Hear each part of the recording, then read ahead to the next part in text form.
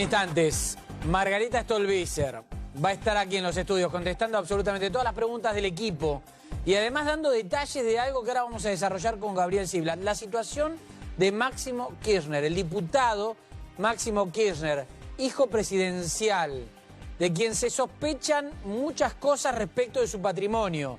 De esto quiere saber Margarita Stolbizer, hizo presentaciones.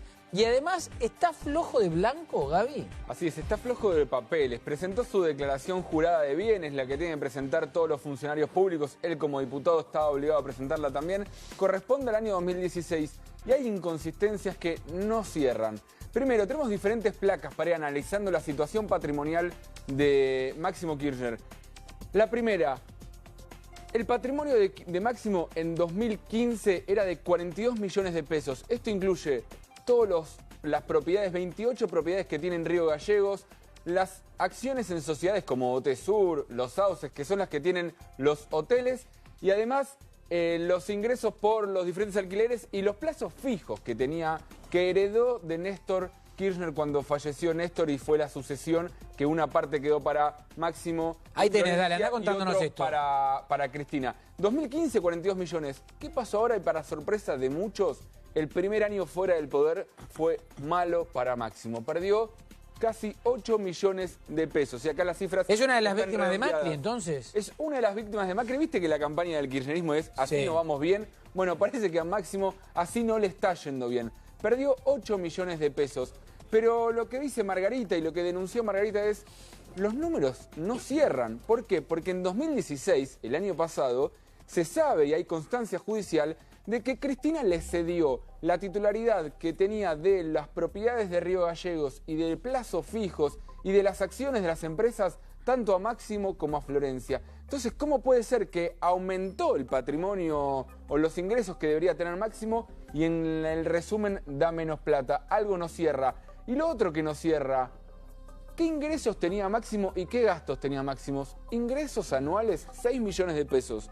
Esto incluye su sueldo de diputado, los ingresos por alquileres y otros ingresos extra que tuvo Máximo Kirchner durante 2016. Da 6 millones de pesos, pero en gastos dice que gastó 20 millones de pesos. Claramente gastó más de lo que tenía. Y la otra pregunta que se hacen los investigadores es, ¿por qué 20 millones de pesos? ¿Quién gasta 20 millones de pesos al año? Sobre todo cuando en 2015 él mismo declaraba que gastaba 50.000 pesos por mes, cifra que ahora sería 1.700.000 por mes. Es decir, aumentó considerablemente su gasto. ¿Sí? Ahora tenés que gastar 20 millones por ¿no cuánto? ¿Por 20 mes? millones por año, 1.700.000 por mes, que son 56.000 pesos y además por siendo día. diputado que tenés todos los gastos pagos, son muchos los gastos pagos, La ¿no? inmensa mayoría. Y ayer nos preguntábamos también dónde vive Máximo cuando está acá en la ciudad. Y muchos dicen que vive con Cristina en su casa de Recoleta. Y en Santa Cruz no es que vive en un caserón donde tiene gastos, donde tiene una movilidad importante. Él tiene muchos alojamientos, muchos inmuebles, pero no tiene gastos importantes. Entonces los números no están cerrando por ningún lado. Y si lo comparás con otros políticos, otros funcionarios, no tienen 20 millones de pesos por mes, por año de gasto. Tienen 3 millones, 4 millones, y eso son los funcionarios que más gastan, ¿sí? Que realmente habla de una cifra que por lo menos genera dudas, ¿sí? Y esto va a ser motivo de que ahora por lo menos 2 fiscales, el que sigue la causa Otesur y el que sigue la causa Los Sauces, van a investigar esta situación y van a tener que preguntarle a Máximo, dígame, diputado, ¿usted gasta 20 millones por año? ¿En qué los gastó? Porque muchos dicen, cuando alguien justifica un número muy alto de gastos por año, significa que puede haber alguna maniobra de esconder gastos que vienen de otro lado. La saludamos y la incorporamos. Margarita Stolbizer, gracias por venir. Buen día. Buen día. ¿Cómo Buen va? día, ¿cómo están? Gracias. Margarita, diputada nacional y además candidata, ¿no? En provincia de Buenos Aires, junto a Sergio Massa en la alianza o el sector Un País, ¿no? Así es. Digo bien. ¿Qué pasa? ¿Máximo no le cierran los números?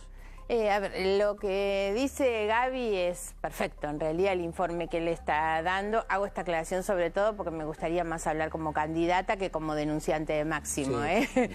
Un datito solamente agregaría esto, que es el tema de los plazos fijos. Por ejemplo, en los plazos fijos, hasta el año pasado, Máximo había declarado 20 millones de pesos, que es lo que hereda de su padre. Ahora han desaparecido mágicamente. Nosotros ya durante el año pasado hicimos en un momento aquella denuncia que seguramente ustedes recordarán de las escuchas a Cristina, que yo digo a esta altura, soy la persona más insultada por la señora Kirchner, tengo el orgullo de ser la más insultada. Más que Parrilli. Claro, y uno de esos insultos que ella me hace en las escuchas tenía que ver con la denuncia de los movimientos sospechosos en las cuentas, que ella dice se equivocó y qué sé yo. No, no era así, a tal punto que nosotros le llamamos a eso la mezcladora de la plata, que eran transferencias que aparecían de una cuenta a otra, de la familia Kirchner, las sociedades, y eso hace que esos millones que había en los plazos fijos de repente desaparecen. Algunos dijeron en su momento que esos eran los que estaban en esa montaña de dólares que salió de la caja de seguridad de Florencia Kirchner. Lo cierto es que cuando le preguntan a Florencia, ahí había casi 6 millones de dólares, o sea, más de 85 millones de pesos, cuando le preguntan, ella nunca dice que de eso hay algo de su hermano. Ella dice que en realidad lo que hay es el agregado de los intereses que se sumaron a los plazos fijos. Nunca dice que son del hermano. Bueno, ahora resulta que el hermano ha desaparecido, ha esfumado esos millones que tenía en plazo fijo. Ahora, Margarita, vos decís quiero hablar como candidata y no como denunciante. Lo que pasa es que, y a mí me parece que es un valor, es muy difícil desligar una cosa de la otra. Vos sos la candidata, pero sos la que viene luchando contra la corrupción con todo este tipo de denuncias. De hecho, mucho de lo que se está investigando fue originado por vos. Entonces es muy difícil desligar una cosa de la... Ahora vamos a hablar de todas las propuestas de campaña y de toda la campaña. Es muy difícil correrte a vos de la lucha contra la corrupción. Y a mí me gusta estar en ese lugar.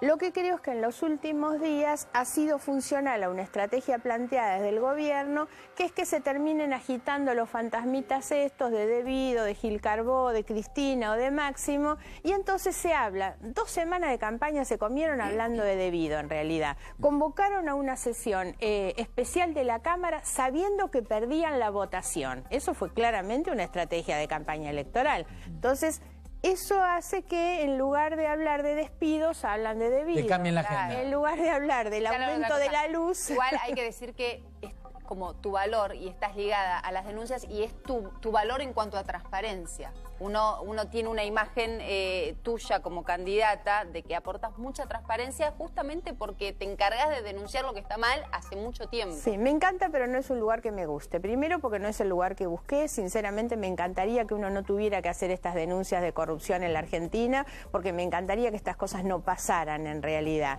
Y lo otro es que pienso que el valor que debe tener un político también es poder hacer las mejores propuestas para resolver los problemas. Porque si bien la corrupción tiene como consecuencia muchos de los problemas sociales y la gente no tiene viviendas, entre otras cosas, o no tiene buenas rutas porque la plata se la comieron los corruptos en sus bolsillos, también es cierto que yo tengo que poder ofrecerle las mejores soluciones.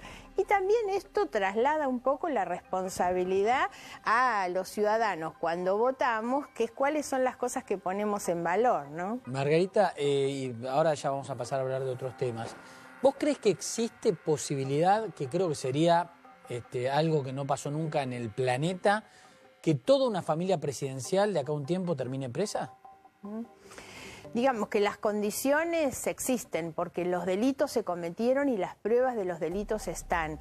Y hay algo muy increíble que es cómo la señora de Kirchner, como lo había hecho Lázaro Báez también, terminan involucrando a sus propios hijos en los delitos que ellos cometieron. Porque lo grave es que los hijos terminan teniendo que responder ellos por los delitos de los padres. Es como bastante increíble, más allá de las responsabilidades directas que sí ha tenido Máximo Kirchner, por ejemplo, porque él fue el administrador de la sucesión, tuvo cargos directivos en las empresas y en las sociedades. Pero acá lo que se discute es el origen ilegal del dinero, y la ilegalidad de origen tiene que ver con que es un dinero que proviene de los delitos que se cometieron en el ejercicio de la Hay una frase pública. que creo que fue Lelita Carriola que la dijo en su momento, que es la peor condena de Lázaro y de Kirchner, es que no se lo robaron, creo que lo dijo Lelita Carrió, no se lo robaron sino que hicieron ladrones a sus hijos. lo cual es muy fuerte. Sí, Carrió pensado de también esa dijo en un manera. momento no se metan con Florencia, hay que perdonar Bueno, a por eso, Florencia, ¿no? sí. Yo creo que los hijos son lo suficientemente grandes también como para hacerse responsables por sus actos. Bueno, son mayores. Exactamente. Digamos. Ahora, Niños. Margarita, hablabas de Debido, la situación de Debido. También cuando fue el debate, vos planteaste esta situación de que también podrían hacer lo mismo con Máximo, intentar expulsarlo de la Cámara de Diputados o suspenderlo, sacarle los fueros. En realidad, si uno toma lo que está pasando con Debido, que las razones son políticas por la cantidad de procesamientos que pesan sobre él, Máximo Kirchner también tiene procesamientos como los tiene la señora de Kirchner, ¿no? Máximo Kirchner forma parte de esa banda o asociación ilícita que Cristina Kirchner lideraba. Salimos de la agenda de corrupción, nos metemos en la agenda de campaña concreta y un montón Aun de cuando temas. la Todo el equipo tiene preguntas, La transparencia tiene que formar parte de la agenda de propuestas también. Sí. Nosotros Claro. tenemos una agenda económica muy fuerte, pero también una agenda de transparencia. Todo el equipo tiene preguntas que ahora te van a ir haciendo, porque obviamente todos estamos preocupados por saber votantes. qué nos ofrecen los candidatos. ¿Provincia de Buenos Aires es una provincia difícil para hacer campaña? ¿Está muy enquistada? A ver, se hace difícil para los que no pueden andar por la calle. Yo no sé cómo hace campaña la señora de Kirchner. La foto del fin de semana es increíble. Sí. Hace campaña, senadora de la provincia, tomando el té en su departamento de Capital con 5 jóvenes. La verdad, increíble. Y también muchos otros que ni siquiera viven en la provincia. Yo me acuesto y me levanto todos los días en la provincia de Buenos Aires. Castelar. Vivo en la misma casa hace más de 25 años. Y bueno, eso me permite tomar la campaña con mucha naturalidad. No me pesa para nada la campaña. Margarita, y estas recorridas, ¿no? Porque uno tiene más contacto, escucha realmente las situaciones en los barrios. ¿Qué sensación tenés? ¿Cómo está la calle? Lo que hoy sufrimos todos los argentinos tiene que ver fundamentalmente con el problema de la economía de bolsillo. Esto que es el salario no alcanza, la jubilación no alcanza y la cuenta de la luz sube, los medicamentos sube. El gobierno intenta decirnos que la inflación es menor que la anterior. Claro, venimos de una inflación escandalosa. Sin embargo, hoy hay que entender que la inflación debe estar en 25. Ellos fallaron 2 veces en las metas de inflación, porque el año pasado nos dijeron 25, fue 40, este año nos dijeron 17 y va a ser 25, pero lo cierto es que el promedio de aumento de los alimentos es del 54 y el promedio de aumento de los medicamentos es de más del 70 y hay medicamentos que aumentaron más del 100%. Entonces hay que contemplar eso.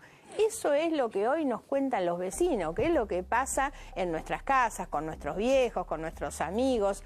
Hoy hay otra problemática central que cruza todo el debate, que es el empleo. Me parece que hay que empezar a entender que ahí hay que poner el foco de la atención desde las propuestas. Bueno, nosotros estamos casi en una situación como la del 90, donde la gente que perdía su puesto de trabajo, el terror que tenía, ¿por qué era? Porque tardaba muchísimos días en conseguir otro puesto de trabajo.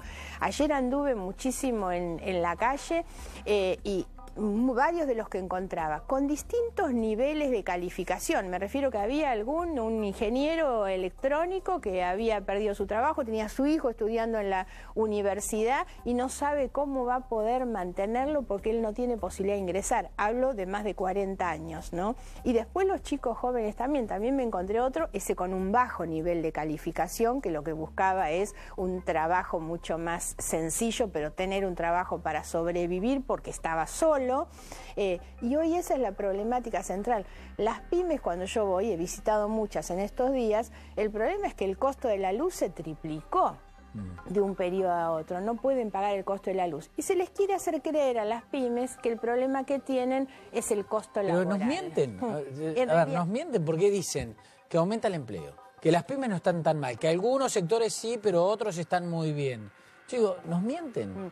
A ver, hay que mirar, porque con mucha picardía lo que han hecho es promediar. Entonces te dicen, no, la economía crece porque hay un promedio de crecimiento que te puede dar tanto, entonces vos estás en 0, digamos, o en 2, pero lo cierto es que la actividad económica se mide por los que bajan y por los que suben. Y ellos sacan el promedio. ¿Por qué razón?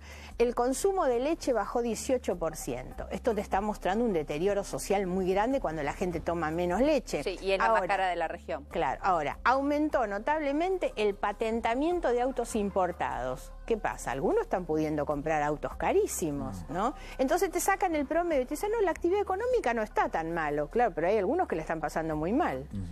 Margarita, usted sufrió hechos de inseguridad. La semana pasada detuvieron a el gordo Brian, uno de los últimos delincuentes que le asaltó allí en su casa a su hijo. Digo, ¿cómo ve en materia de seguridad, que es uno de los principales problemas todavía de los argentinos y de la provincia de Buenos Aires?